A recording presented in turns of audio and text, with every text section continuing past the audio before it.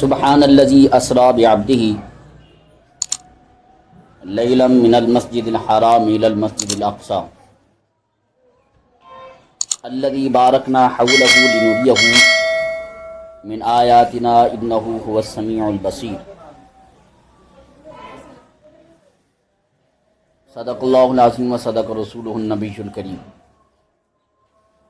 ان اللہ وملائکتہ یصلون علی النبی یا ایہا الذین آمنوا صلوا علیہ وسلموا تسلیما. سب مل کر نبی علیہ الصلوۃ والسلام پر درود و سلام کا نذرانہ پیش کریں. الصلوۃ والسلام علیک یا سیدی یا رسول اللہ، الصلوۃ والسلام علیک یا سیدی یا حبیب اللہ، الصلوۃ والسلام علیک یا سیدی یا محمد رسول اللہ.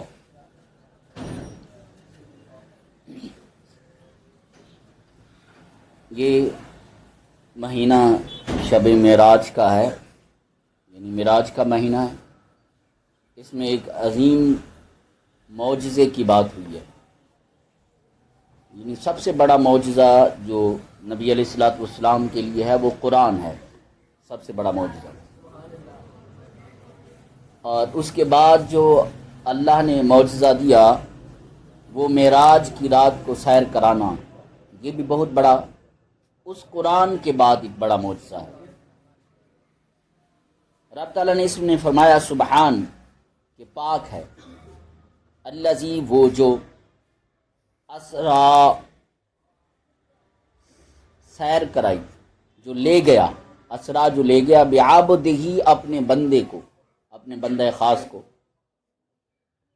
لیلاً راتوں رات، رات کے تھوڑے سے لمحے میں، راتوں رات، رات کے کچھ لمحے میں جو وہ لے گیا، من المسجد الحرام، مسجد حرام سے، الی المسجد الاقصی، مسجد اقصی کی طرف.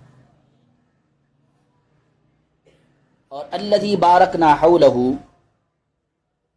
اور وہ جو برکت دی ہم نے، حولہ اس کے ارد گرد، یعنی اس مسجد کے اقصی کے آس پاس جو ہے وہ برکت رکھی رب تعالیٰ نے، تاکہ دکھا دیں ہم اس کو، من آیاتنا اپنی نشانیاں، لنوریہ تاکہ ہم دکھا دیں اپنی نشانیاں، انہ بے شک وہ السمیع العلیم وہ سننے والا ہے، بصیر اور خوب دیکھنے والا ہے. یعنی یہ جو آیات ہے اس کے اندر رب تعالیٰ نے نبی علیہ الصلوۃ والسلام کے معراج، معجزہ معراج کو ذکر کیا. تو محمد مصطفیٰ صلی اللہ علیہ وسلم کو کرائی، لیکن جس عنوان کو ذکر کیا اس عنوان سے پہلے اپنا نام لیا رب تعالیٰ نے.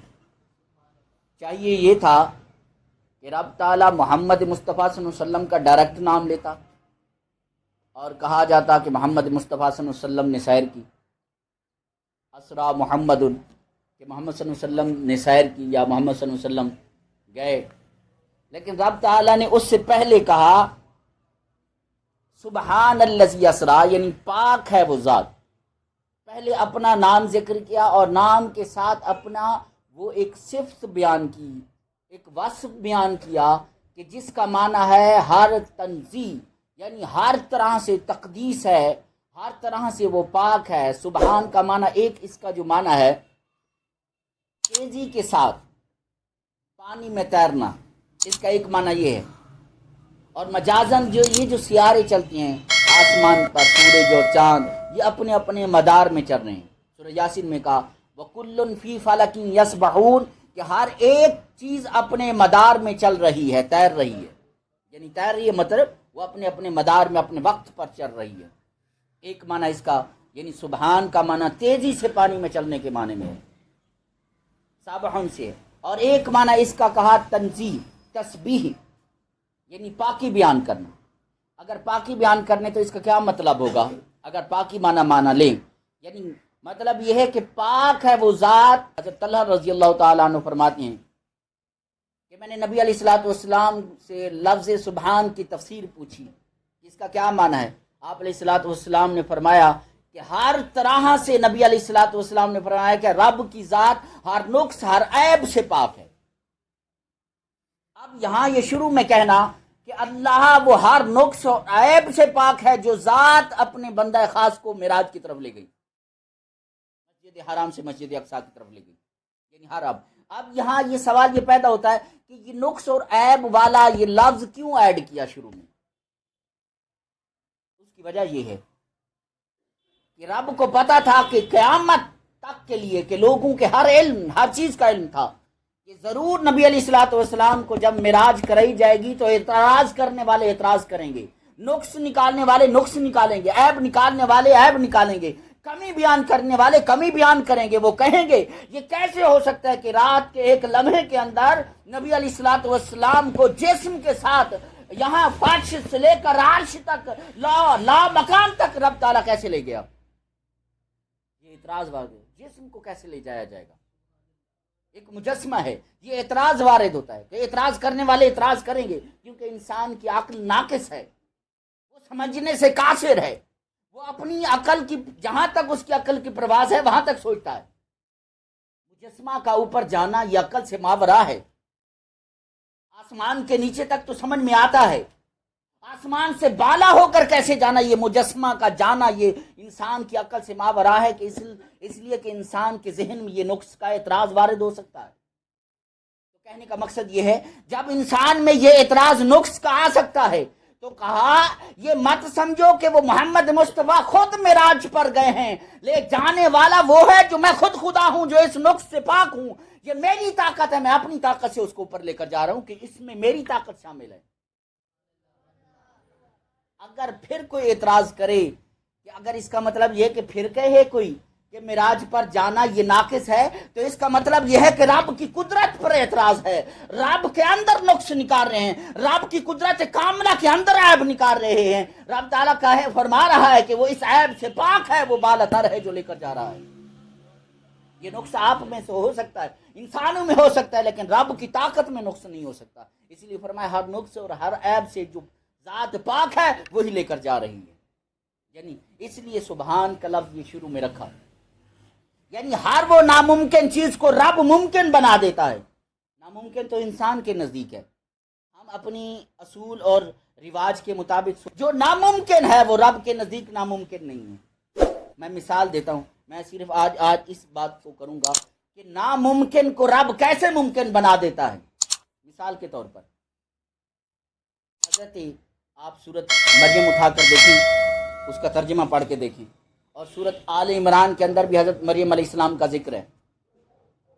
اس کے اندر یہ میں دونوں صورتوں کا مکس ملا کر آپ کو مفہوم بتا رہا ہوں، سورت آل عمران کے اندر اور سورت مریم کے اندر حضرت مریم علیہ السلام کا ذکر ہے، حضرت زکریا علیہ السلام کا۔ حضرت مریم علیہ السلام جب ان کی ماں نے دعا مانگی تھی، وہ عمران کی بیوی ہے، یہ حضرت سورت آل عمران کے اندر ہے، عمران کی بیوی یعنی حضرت مریم علیہ السلام کی والدہ نے ایک منت مانی تھی، ابھی حضرت مریم علیہ السلام پیدا نہیں ہوئی، انہوں نے منت مانی کہ اگر جو کچھ رب مجھے اے مالک تو عطا کرے گا میں تیری راہ میں وقف کر دوں گی، یعنی میں تیرے دین کے لیے وقف کر دوں گی۔ مریم علیہ السلام پیدا ہو گئی، وہ دین کے لیے وقف کر دی، اس کو بیت المقدس کے اندر ایک سائڈ پر اس کو حجرہ ملا، حضرت مریم علیہ السلام وہاں عبادت اور ریاضت کرتی تھی، بیت المقدس سے اس سائڈ پہ وہاں رہتی تھی۔ جوان ہو گئی، ایک وقت آیا فرشتہ آ گیا، کہنے لگا میں آپ کو بیٹا عطا کرتا ہوں۔ وہ کہنے لگے حضرت مریم علیہ السلام کو وہ فرشتہ کہنے لگا کہ میں آپ کو ایک بیٹا عطا کرتا ہوں، ایک جوان عطا کرتا ہوں، ایک لڑکا عطا کرتا ہوں۔ انہوں نے کہا یہ کیسے ہو سکتا ہے، یہ تو ناممکن ہے۔ بات دیکھیں نبی کی وہاں آ رہی ہے، کہتے ہیں یہ تو ناممکن ہے، یہ کیسے ہو سکتا ہے، یہ ہو ہی نہیں سکتا، میری تو ابھی شادی نہیں ہوئی، اشارہ اس بات کی طرف تھا، میرا تو ابھی نکاح ہی نہیں ہوا تھا، یہ اشارہ اس بات کی طرف، ابھی کسی مرد نے کسی بشر نے مجھے چھوا تک نہیں، مجھے ہاتھ تک نہیں لگایا۔ ہاتھ تک لگانے کا مطلب یہ ہے میرا ابھی نکاح نہیں ہوا، میں ابھی شادی شدہ نہیں ہوئی، میرے قریب تک ایک مرد تک نہیں آیا، میں کیسے کہہ سکتی ہوں کہ مجھ سے بچہ پیدا ہو، بیٹا ہو۔ انہوں نے کہا وَكَذَلِكَ، اسی طرح آپ سچ فرما رہی ہیں، ایسے ہی ہے جیسے آپ کہہ رہی ہیں کہ آپ کو کسی مرد نے چھوا تک نہیں ہے، ہاتھ تک نہیں لگایا اور وہ ہو ہی نہیں سکتا، لیکن یہ ہو نہیں سکتا تو یہ آپ کے نزدیک ہو سکتا ہے، کسی انسان کے نزدیک ہو نہیں سکتا، لیکن وہ قدرت کاملہ وہ رب کی ذات کہہ رہی ہے کہ میں تجھے عطا کرتا ہوں، اس کے نزدیک ناممکن نہیں ہے، اس کے نہیں۔ اور پھر حضرت مریم علیہ السلام انہوں نے کہا پھر کیسے؟ حضرت جبرائیل علیہ السلام ہے، وہ گئے قریب اور پھونک ماری، اس کے گلے میں پھونک ماری، تو حضرت مریم علیہ السلام کو اللہ نے حضرت عیسیٰ علیہ السلام عطا کیا۔ اب میں جو بات سمجھانا چاہتا ہوں، ایک پیغمبر پیدا ہوا ہے جو بغیر باپ کے پیدا ہوا ہے۔ دنیا کا نظام اور دنیا کا اصول تو یہ ہے، طریقہ تو یہ ہے کہ ایک شادی ہو، ملاپ ہو اور مرد اور عورت کا پھر جا کر ایک بچہ پیدا ہوتا ہے، لیکن قدرت کاملہ دیکھ کہ ماں کیسے ماں سے عطا کرتا ہے، ایک عورت سے عطا کرتا ہے بغیر مرد کے اور بغیر باپ کے، وہ بھی پیغمبر کو پیدا کرتا ہے، یہ ناممکن نہیں ہے، ایک عام انسان کا وجود نہیں ہے، ایک پیغمبر کا وجود میں آتا ہے۔ حضرت عیسیٰ علیہ السلام جب پیدا ہوئے، اب دیکھیں پھر لوگوں کا اعتراض بھی اس ناممکن چیز پر ہے۔ وہ اعتراض کیا ہے؟ وہ اعتراض انہوں نے یہ کیا، حضرت مریم علیہ السلام نے فرمایا کہ اب میں لوگوں کو کیا فیس کیسا کروں گی، لوگوں کے ساتھ لوگوں کو کیا کہوں گی، کہیں گے یہ بچہ لے کے آ گئی ہے۔ حضرت مریم علیہ السلام وہ کہنے لگی، وہ پریشان تھی، رب نے کہا کہ آپ نے ان کا جواب آپ فیس کیسے کریں گی؟ رب تعالیٰ خود بتا رہا ہے کہ آپ نے اس کا فیس کیسے کرنا ہے، لوگوں کا مقابلہ کیسے کرنا ہے، ان کے اعتراض اور شک و شبہات کا جواب کیسے دینا ہے۔ ایک مقدس پیغمبر کی ماں ہے، اس پر اعتراض وارد ہو رہا ہے، شک وارد ہو رہا ہے۔ جب وہ گئی حضرت مریم علیہ السلام، اللہ تعالیٰ نے فرمایا کہ آپ جب جائیں گی، آپ نے یہ نہیں کہنا کہ آپ نے خود جواب نہیں دینا، آپ اس بچے کی طرف اشارہ کر دیں گی، جواب یہ بچہ دے گا۔ مریم علیہ السلام اور جا رہی ہیں، لوگوں نے وہی اعتراض دہرایا، وہی کہا کہ جو اس کے دل میں تھا، کہ انہوں نے کہا یہ کہاں سے، آپ کا باپ بھی تو پکیزہ تھا، حضرت عمران پکیزہ تھے، آپ کی ماں بھی پکیزہ تھی، یہ کیسے ہو گیا؟ آپ کا خاندان ایسا نہ تھا، اعتراض اس بات کی طرف تھا، آپ کا باپ ایسا نہ تھا، آپ کی ماں ایسی نہ تھی، یہ کیسے ہو گیا؟ یعنی خاندان کی طرف کہہ کر کہا وہ تو پکیزہ اور مقدس تھے اور آپ ایسے کیوں؟ جب یہ بات کی تو حضرت مریم علیہ السلام نے اور پھر کہا کہ آپ خاموش رہیے، آپ مت بولیے۔ حضرت مریم علیہ السلام نے اس بچے کی طرف انگلی کر کے اشارہ کر کے کہا کہ اس سے پوچھ لو۔ انہوں نے کہا یہ کیسے ہو سکتا ہے؟ رب تعالیٰ کے جواب دلوانے کا بھی دیکھیں کیسا طریقہ ہے، یہ بھی ناممکن کو ممکن بنا دیتا ہے رب تعالیٰ۔ انہوں نے کہا یہ تو ناممکن ہے، پھر وہی دو چیزیں ناممکن، ایک ناممکن بچے کا پیدا ہونا، پھر دوسرا ناممکن بچے کا بولنا۔ ایک فطرت میں ہے بچہ تب بولتا ہے کہ جب بڑا ہو جاتا ہے، اس کو سکھایا جاتا ہے بولنے کے لیے، اس کا انگلی کا، اس کو پہلے ماں باپ کے نام سے تھوڑا تھوڑا بولا جاتا ہے، تھوڑے چھوٹے چھوٹے لفظ بولتا ہے، روٹی بھی نہیں بولتا، پانی بھی نہیں بول سکتا، ایسا آدھا لفظ کر کے بولتا ہے، وہ سیکھتا ہے، پھر جا کے مکمل جملہ بولتا ہے۔ ایک مراحل ہیں بولنے کے، وہ ابھی بول نہیں سکتا، اور یہ اگر اس مرحلے میں ہو جب ابھی بول نہیں سکتا، جب بولے تو ناممکن کو ممکن بنا دیا۔ جب انہوں نے کہا کہ اس کی طرف انگلی کر کے اشارہ کر کے کہا، اب سنیے اس کا جواب۔ حضرت عیسیٰ انہوں نے پھر اعتراض کیا، وَقَهْلًا فِي الْمَهْدِ، انہوں نے کہا یہ کیسے بچہ ہم سے کلام کرے گا، یہ تو ابھی پنگھوڑے میں ہے، یہ تو ابھی جھولے میں ہے۔ کہنے کا اشارہ اس بات کی طرف تھا کہ اس وقت جو ایک فطرت کا اصول تھا، ایک قانون اور رول تھا کہ بچہ تب بولتا ہے جب بڑا ہوتا ہے، پنگھوڑے میں کب بولتا ہے، جھولے میں کب بولتا ہے، ماں کی گود میں کب بولتا ہے، جو ابھی دودھ کی ابتدا میں ہے وہ کب بولتا ہے۔ یہ تو بولنے کا مرحلہ ہی نہیں ہے، تو بچے سے کیا سوال کریں اور جواب کیا دے گا بچہ؟ انہوں نے خود کہا فی المہد، جھولے کے اندر جو بچہ ہے ابھی، جو پنگھوڑے کے اندر ہے، وہ کیسے جواب دے گا؟ انہوں نے کہا خود پوچھ لیں، وہ کیسے دے گا، وہ جانے خدا جانے، وہ بچہ جانے وہ خدا جانے۔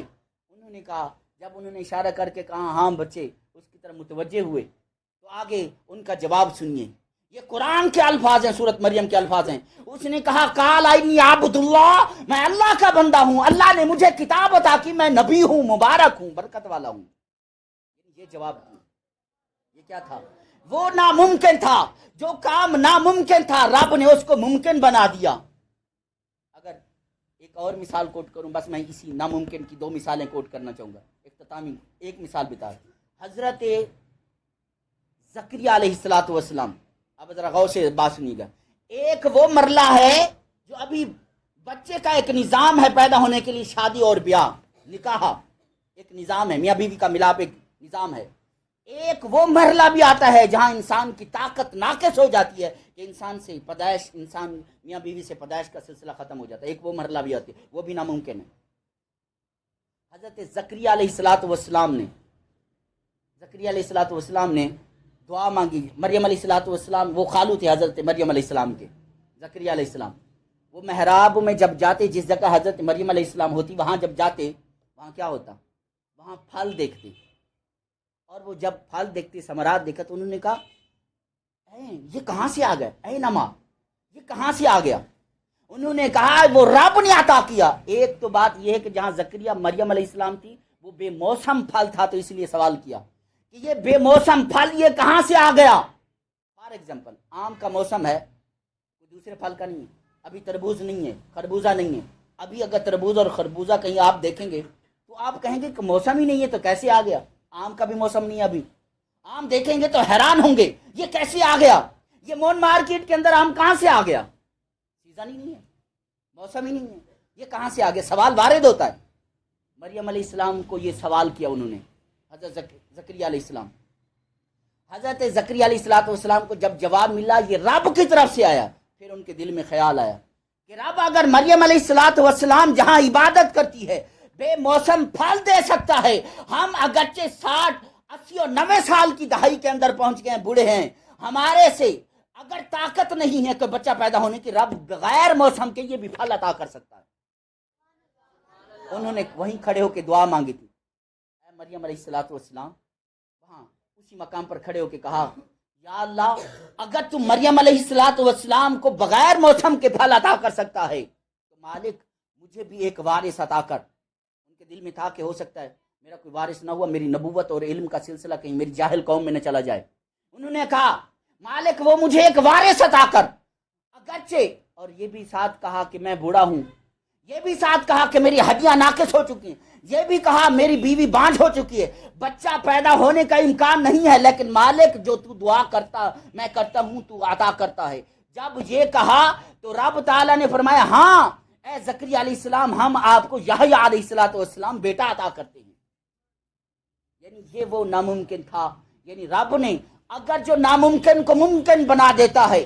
میں یہاں یہ بات اس لیے کہا سبحان الذی اسریٰ بعبدہ, پاک ہے وہ ذات, وہ مقدس ذات ہے, ہر نقص ہر عیب سے پاک ہے. ارے یہ نقص ہمارے نزدیک تو ہو سکتا ہے کہ جسم کو اوپر لے جانا ہمارے لیے مشکل ہے, رب اس ناممکن کو ممکن بنانا رب کے نزدیک کوئی مشکل نہیں ہے. اس لیے رب نے کہا وہ پاک ہے وہ ذات ہر نقص ہر عیب سے, کہ جو ذات محمد مصطفیٰ کو جسم اور روح کے ساتھ فرش سے لے کر عرش تک لا مکان تک لے گئی ہے.